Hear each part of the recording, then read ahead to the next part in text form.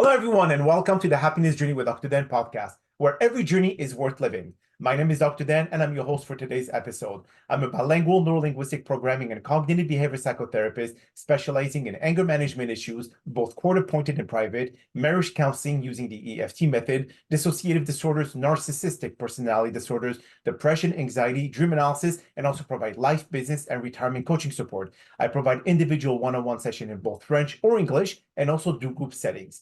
If you need any assistance, reach out to DMB Therapy and Coaching Services at 301-325-1550, and our website can be found at lifecoach.drdanamzallag.com. Today, I'm very excited to have for our 7th episode of Season 21, a Master Life and Weight Coach, Dr. Deborah Butler. And just like every of my past episodes, I will leave it up to the guests to properly introduce themselves, as no one can do a better job. Doc, the floor is yours. Hello, Dr. Dan, and it's so good to be here. And what a wonderful opportunity to be on your podcast. So I think what the most important thing that I would like to be able to impart to people who are listening today is that I'm going to say midlife, but also the idea of menopause. Menopause is actually getting a lot of attention these days, more so than when I started this 15 years ago. And I think a lot of women feel kind of hopeless if they've been struggling with weight their whole life and now they're in menopause and now they think it's harder than ever and they think at least they want to give up, or that they don't think that there's any hope. And since that was me 15 years ago, and the process and the journey that I went through, because I used to be a chiropractor for many, many, many years and have my own practice. And as I started getting a little bit just not as happy in my job, I wanted to be doing something else. And I didn't know exactly what it was, but I was really held down by a lot of the thoughts in my own head, is that I'm too old and I can't do it. And I'm just going to have to stick with this. How am I going to make money? And as I started going through this process and started meeting life coaches, I never knew what a life coach was 15 years ago. It wasn't that big of a thing. Almost like when I was a chiropractor, when I became a chiropractor like 40 years ago, nobody knew what a chiropractor was either. So it's like, I don't know, I end up walking into these professions that I kind of like I feel like it's new and there's a lot to be had. So for me, I found out how to help my own self get out of my own management of my own mind of thinking I was too old, to this or to that. And also at the same time, I found out that one weight loss coach asked this one question in this life coaching process that I was doing is, do you eat when you're not hungry? And do you know when you're hungry? And do you know when you're full? And I was a nutrition expert. I'm a chiropractor. I know all this stuff, but I went up and down in weight my whole life up until my mid 50s, 20 to 30 pounds, 250 pounds in my lifetime. And that question that she asked me, I think I'm pretty smart. And it was like, I don't know. I don't even know really when I'm hungry or when I'm full, because I never paid attention to that. My concern was, how much could I eat without gaining weight? And if I wasn't having to lose weight, then I didn't have to pay attention to anything. I believed that food was like a party. Yes. That was meant to be had as long as you didn't have to lose weight. So if I was losing weight, I was restricting and depriving. And if I didn't have to lose weight, I was busy having a party with no connection to my body, on top of being unhappy in my own profession and at my age. So it's like the whole thing started turning around at that time, because if you stop eating when you're not hungry, you start finding out a few things about what's going on in your head and your emotions and what you're feeling. And a lot of those feelings I didn't want to feel. I would rather have a party and eat food. Yes, So how's that for a start? that's a very good start. Very, very detailed start. That's Okay. for being here today. And I know how difficult it is after a certain age for people to lose weight. But if we go back to basic, Deb, and I all know 3,500 calories is equal to a pound. Okay. The body burns calorie at rest and it burns more calorie during activity. So say we deduct a certain amount, because the tricky part is to know what is the sustainable amount of calorie for someone to eat daily to not gain or not to lose weight. And from that point, you could go backward and see exactly how many calories you need to take out of your daily intake to be able to start losing the weight or gaining the weight. Because everyone, like for example, a bodybuilder will need 4,000 to 5,000 calories to be able to function. But someone who doesn't have too much activity or doesn't work out as much may need 1,500 or 2,200. So if you know what is your the rate of intake of calories for your own body, and you know what will not make you gain or lose weight, and this is where from this point you know how much you need to deduct to be able to get to lose the 1 pound that you want to lose on a weekly basis. Well, that's not quite the way it's true what you're saying, but that's kind of the way I functioned for my first 30 years. Okay. Is I understood that the truth of that, but I think that there's a lot to be said about your own appetite and what happens to your appetite over time, which is your hunger. Okay. And I think for a lot of people, as we get older and our metabolism slows down, I don't know if you'd agree with this or not, our appetite decreases too, and our caloric intake should be decreasing. Now, we can pay really, really close attention to it, which is what I did for a long time and what I taught, but it really didn't help people connect inside their own body when it was time to eat and when it was time to stop. So what you're saying is makes the most amount of sense, but I wanted to go beyond that because it was like, well, what would happen if I just monitored my own hunger and decided on what that hunger was and decided on what that fullness was and came up with some kind of a graph. Instead of a caloric graph, it was like a hunger scale. I started with that and was amazed at how little food I needed to eat and to stop. And that the reason I wanted to keep eating wasn't because I was hungry. Because For you're the same reason, somebody can know how many calories they need, but that doesn't mean they're going to stop eating because there's no more calories to eat or there's no more points to have. There's something else going on. And that's what interested me. And that's what I love to try to help women grow with is the emotion. Because if we can feel all of our emotions better, they will lead us to where we need to go, which is what I think happened to me in my 50s is I ended up out of chiropractic and ended up into something that was much more exciting to me. And how did I feel all those feelings? Well, I stopped eating them to start out with and started feeling more of what was going on and let those feelings lead me to meet life coaches or to understand what even a weight loss coach was. I had never even heard, I don't even know if there was a term like that 15 years fitness ago. trainers. Yeah, That's a good point. exactly. Really, I mean, Exactly. in our certification, because I'm also from certified NASM, Yeah. National Academy of Sports Medicine, they do give you a lot of courses in nutrition because you have to be Yes.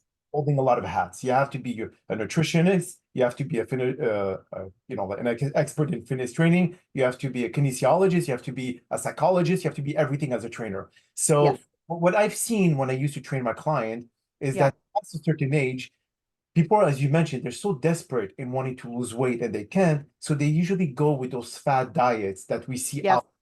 And because they want the instant gratification or the magic pill that they will lose the weight. But this is not sustainable long term. I mean, I you agree. like Atkins, you see the paleo, you see the Mhm. keto.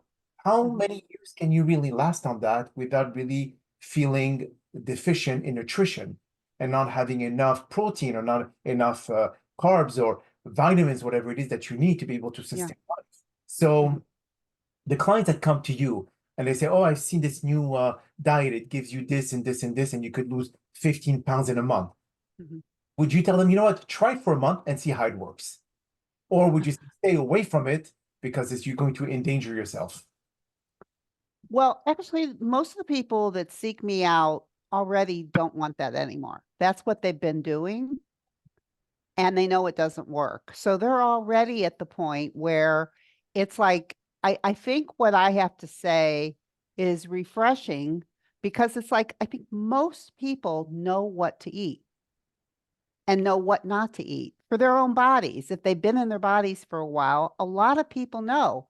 Now, if you've been on these fad diets your whole life, which I do deal with a lot of that, and I was one of those, then we don't have a good connection with our body to begin with. We have a connection to external things, somebody else telling us what to do and how to do it and when we should stop and when we should start. And my whole premise is let's start connecting into you, because I deal with pretty smart women who know, they're educated. They know. I knew. I had all the certifications to tell me what to do. That didn't stop me from binge eating at night or going grocery shopping and buying the foods that I told people not to eat.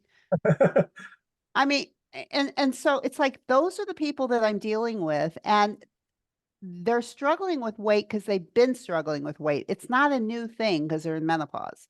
They've been struggling. And my goal is to get rid of the struggle once and for all, because it's been going on for a long time. And if you've been eating emotionally your whole life, well, when menopause comes along, you are going to want to eat more, no doubt about it, because your emotions are going to be stronger.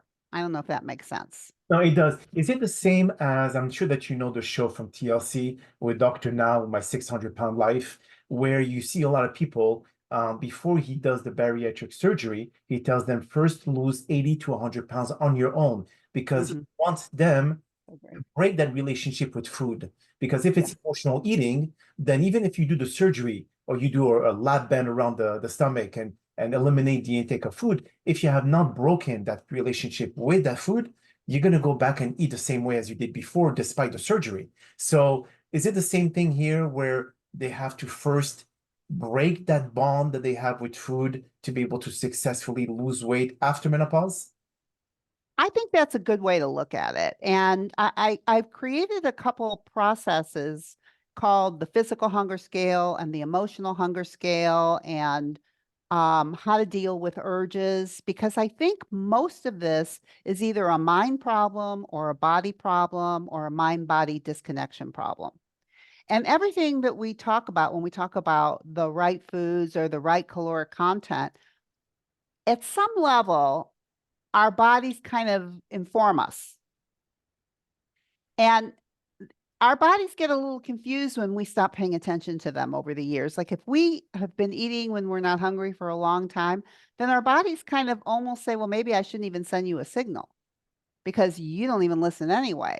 And I'm kind of talking for our bodies, but we have a mind and a body connection. So the body says to the mind, stop, I'm full. Now, what the mind does with that in a normal body, and we can look at 2-year-olds and 3-year-olds who you try to make a 2-year-old eat more food than they want, they're going to throw it in your face. That's true too. You try to get somebody my age and give them something and they're not hungry and it looks good, they're going to, something in their head's probably going to go, well, it's okay. You can start again on Monday and it looks good and you've been really good. And all the things that the mind conjures up that breaks that connection with the body is the work that I do when I'm working with people, is to reconnect that by seeing what is going on up there. Because I think we lose connection with our body and we pay way too much attention to our mind and our emotions, because our mind, I think, creates a lot of our emotions. That's so true. But at the same time, if someone deals with a physical problem, such as the ghrelin is the hormone that determines Yeah, or not. If they have a disconnect with that, I mean, yeah, despite the fact that in their mind they send a message, hey, you're full, but they do not process that message, can that yes. impact as well the long-term effect? Yes, yes. And it's almost like we're training our brains, because our brains are pretty malleable. Mhm. And so I think our hunger scales can change over time. And I think that if we disconnect enough, the body kind of goes quiet, or our mind is so good at overriding it that we don't even realize. Like I'll have people say, well, I was still hungry. And I'm going, but were you? So, I have them look at physical hunger scale and emotional hunger scale to really get connected to, do you know when you're hungry and do you know when you're full? Hunger meaning, if we have a scale from a -10 to a +10, -10 is starving, +10 is full. I don't think this is anything rocket science, but to eat at a -2 and stop at a +2, eat when you're getting ready, when you're just starting to be hungry, and stop when you're just starting to feel full. But my gosh, the range Mhm. of, if you say you're full, what do you really mean? Do you mean you're a +8 or do you mean you're a +2? So training people to really pay attention to when they say I'm full, what do you really mean? So, okay, so let's talk about the fullness aspect. Okay. If someone just kind of eat but knows, I mean, stops, I mean, it's hard to really determine the scale because each person is different. But if, let's say, someone can eat still the same amount of food that they just ate and double it before they get to being full, is that where you determine that you are at 5 or at 0 between the -10 and the +10? I mean, because, like, for example, if I eat rice and vegetable and salmon, okay, Yeah. finish Mhm. my plate, but I could eat a second plate of that. Is this where I decide to stop? Well, if you're at a +2 Okay. and you like, if you never talked to me before, you may go, well, I don't even know what a +2 is. I don't even know what that means.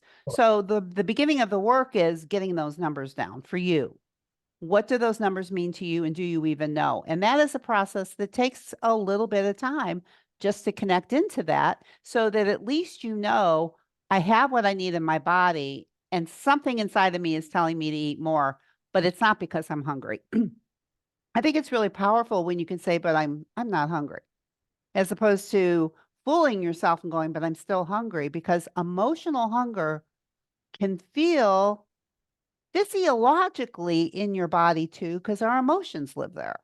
Sure. So it's very easy for somebody to say, yeah, but I'm still hungry, but it's not physical hunger. It's emotional hunger. And what does emotional hunger feel like in somebody's body is different for everybody.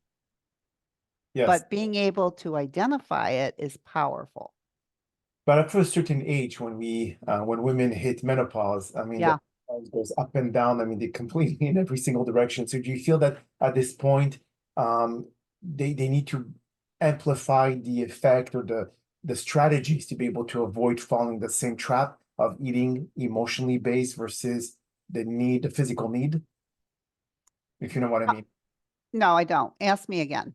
So after a certain age, when they Yeah. hit, you know, the certain level where they could not really control their love for food, or if they, let's say, they love a certain food and it's hard after many years of eating the same one, it's hard to Yeah. be kind of not stop, but kind of reduce the quantity. And you're right. I mean, after a certain age, your caloric needs are reduced considerably. But this emotional connection that you have with food, how hard is it to be able to break? It's hard. I think it's really hard, but I also think it's really worth the work, because that's what makes you feel powerful is when like I have so many people that come to me that say they feel that food is controlling them. And really, their mind is controlling them about the food. The food's not controlling them. Okay. And to give back the power to realize that a cookie is just a cookie.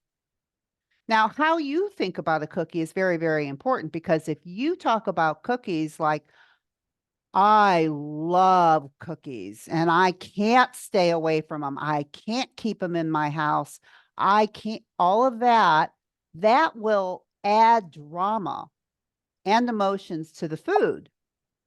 So it's like, first of all, can we calm down about what we want to think about these foods? Can we save the love that we have for people and put the feelings that we have for food in perspective, so that it's not up there with, I love my spouse and I love cookies. Mhm. Like, for some people, they're like at the same place because they talk about it with no mindfulness, like they don't even realize what they're saying. They don't realize it. They think that they're just telling you the facts about their lives. And Yeah. really what they're telling you is thoughts that they've been thinking for so long, they think it's a fact about them. So when someone comes to you and you have a group of women Yeah. and they all need to have their their mind and their thought processes changed, how, if it's a customized approach to each and every woman because they have different bodies, they have different needs, etc. Do you have to customize each of your plan for each and every lady? Um, so I work individually and I work in groups. So when I work individually, it can be much more customized, but I have come up with a process that's pretty step by step for anybody that wants to look at this. You have a physical hunger scale, you need to learn how to do it. And you need to understand or be able, I can help you understand emotional hunger scale. And all of these things are different for each person. And at the same time, they're common. I see. And when it comes to making, okay, so let's say a woman comes to you, how long do you feel that it will take for them to be able to see considerable amount of changes in her body after menopause? If, In the yeah, mind-body connection. if they follow your plan, yes. Yeah. I have a 12-week process. So I would say, so I'm going to say 12 weeks is a good start. Now, I don't think that you can just end up 12 weeks and you're there and nothing's ever going to happen again. But I think I give you tools in a toolbox of what to do that you've never had before. And I just don't think that you will ever see anything the way you see it after you've done this work. I think once you're aware, you can't be unaware. Correct. Once you know, you can't not know. Mhm. But I do think that you can lose it and come back. And part of what I teach a lot of is how to come back and not to make it mean that it's over because you did something that you wish you didn't do. I think getting strong and becoming compassionate with yourself when you make mistakes, this diet thing and this food thing and our body thing has become so out of proportion So true. that to try to bring it in and calm down about your own worthiness, your self-worth almost is not the same as what you weigh on the scale. So if someone have tried for many years those fat diets and Yeah. seen some progress, they have seen weight loss, they have experienced all that, and they stopped, obviously, and then they go back to gaining weight again, and then they Yeah. try another fat diet, and Yeah. another, and Yeah. so on and so forth. So obviously, some will work for some people, and others will not work. So some of them, did they come to you and tell you, "Hey, doc, I've tried the keto diet, and Mhm. I've lost 30 pounds. So is that something that I should continue on, or should I be something that I'm going to be concerned about dealing with too much ketosis in the body?" I think that I guess part of the process that I do is try to help them figure out what would be best for them. And since everybody I work with has been on many, many diets, the most common thing I have is how many times somebody has lost weight on so many diets. It's just very, very common. So it's what I see all the time. And I think most people, when they come to me, what they want is they want to stop that and get a little bit more in touch with what they believe could be right for themselves, to be able to trust themselves. You know, I don't know that it's a ketogenic diet or if it's a paleo diet, but I think it's like most people know what a healthy diet is. Most people for themselves know. And then we've been bombarded with so much education that instead of it helping us, it's confusing us. Mhm. And I think, at least with the women, thousands of women that I've worked with over 15 years, they find out what works for them because they almost know to begin with, Mhm. but they think somebody out there must know better.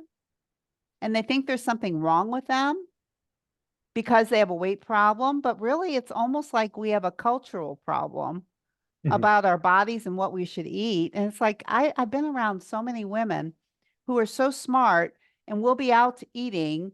And these smart, brilliant women take a breadbasket and keep passing it because they don't want to keep it next to them because they don't want to eat it. I Yeah. mean, smart, brilliant women. I mean, you know, who have very successful careers don't want the bread next to them. I want to stop that business. I want people to believe that they can keep the bread next to them. They can eat it or not, but it is not so dramatic and you don't have to pass it to somebody else. Or if you have food in your house, and let's just say that you like cookies, a special cookie, keep it in your house. You don't have to clean everything out. This is my own opinion. I know everybody doesn't agree with that. But there's so much power when you can feel an urge to want to eat something and then deal with the urge. It doesn't feel good. But I mean, we have urges to do a lot of things that we don't do in this world. I agree. Right. And when we put food, like it's just another one of those things we don't do because what's it going to do for us? It's almost like we get our brains back. That's true. Yes. That's the only way I can see it. For our listeners, I would love them to be able to have the opportunity to be able to reach out to you, Doc, about your services. So tell us a little bit more about what kind of service you offer, so at least our listeners can be able to know where to reach out. Yeah. Well, first of all, I have a podcast and it's called Thinner Peace in Menopause and Beyond. And I think there's like 425 episodes. And that in itself, if you never talk to me and you listen to this podcast, you will learn a lot of the tools that I'm talking about with you right now. But if you want to take a next step, you can always contact me and we can have a consultation, or I call them a mini session, where we can discuss how my individual program works and if it would be helpful for you and if you would be a candidate for it. I don't want people, they can't just buy a program from me without talking to me first, because I want to make sure that it's going to be something that will help them. And I'll know that when I talk, and they'll know it too. And they can do that by going to drdebbutler.com/work with me. Okay, so when you said that not everyone is a candidate, so do they Yeah. have a certain age? I'm sorry. You have to be a certain age to be able to. No, it's almost like an intuition that I have when I'm speaking with people. Is it's I don't feel like I'm going to be a good coach for just anybody who wants to do this. But Okay, I do know when I'm talking with somebody if I will or I won't. I have a 30-minute conversation with somebody, I'll have a pretty good feeling, and so will they.